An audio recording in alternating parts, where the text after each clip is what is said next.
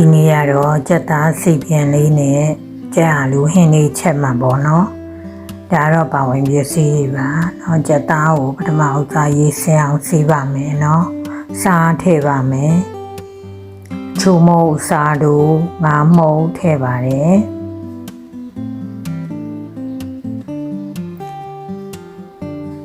ကြက်သားမုတ်ထည့်ပါမယ်ပြီးရင်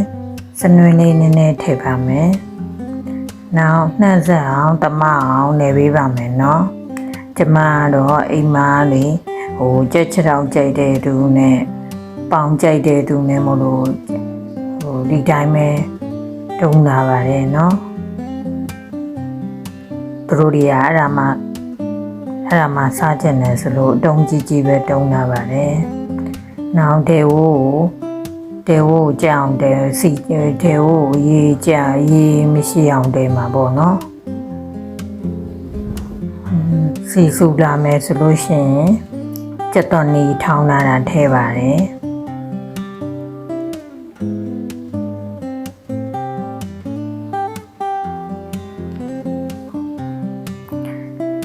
နောက်ချင်းနဲ့ကြက်တော်ပြူထောင်းလာတာထဲပါမယ်နော်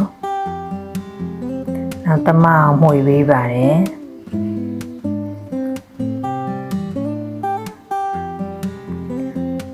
ချက်တော်နေဖြူချင်းချက်ခန့်လေးမှာ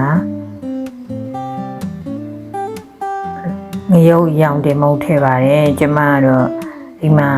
ကိုယ်တိုင်လုပ်တဲ့ငရုတ်ရောင်တင်မုတ်မဲ့သုံးပါတယ်နောက်မဆလာထည့်ပါတယ်မဆလာတော့ကလားလေးမဆလာသုံးပါတယ်ပြီးရင်ချက်တော်ကြက်အောင်လို့စီတက်ပါအောင်မယ်နော်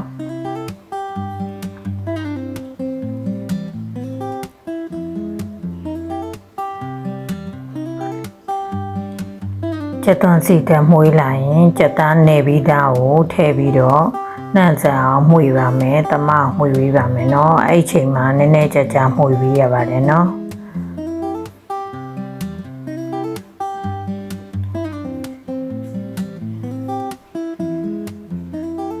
ပြီးရင်ငပြားလေးထည့်ပါမယ်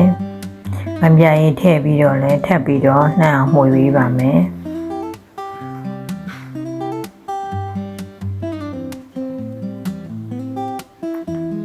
ပြီးရင်မှုေးပြီးတော့ရေထည့်ပါတယ်ရေကိုကြက်သားမြုပ်လောက်အောင်ထည့်ပါတယ်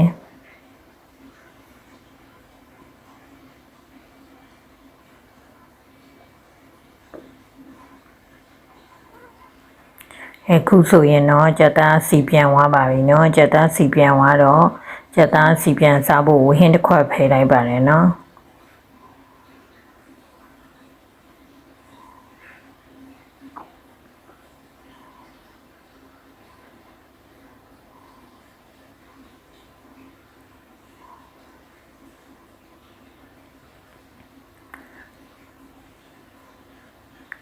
ကျန်တဲ့ကြက်သားလေးနဲ့ကြက်အာလူဟင်းတည်ပါမယ်အာလူကိုတော့လေးစိတ်ခွဲပြီးတော့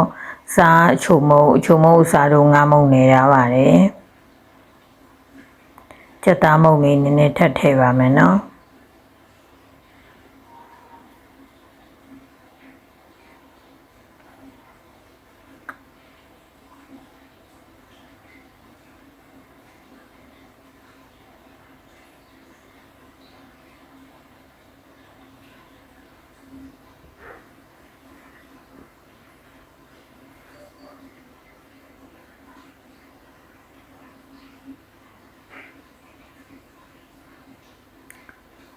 ပြီးရင်တော့ခုနအတိုင်းပဲအာလူကြက်အောင်လို့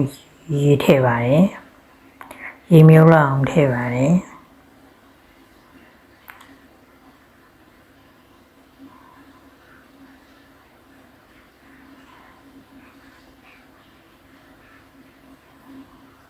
ခုဆိုရင်တော့အာလူလည်းနှိုးသွားပါပြီเนาะ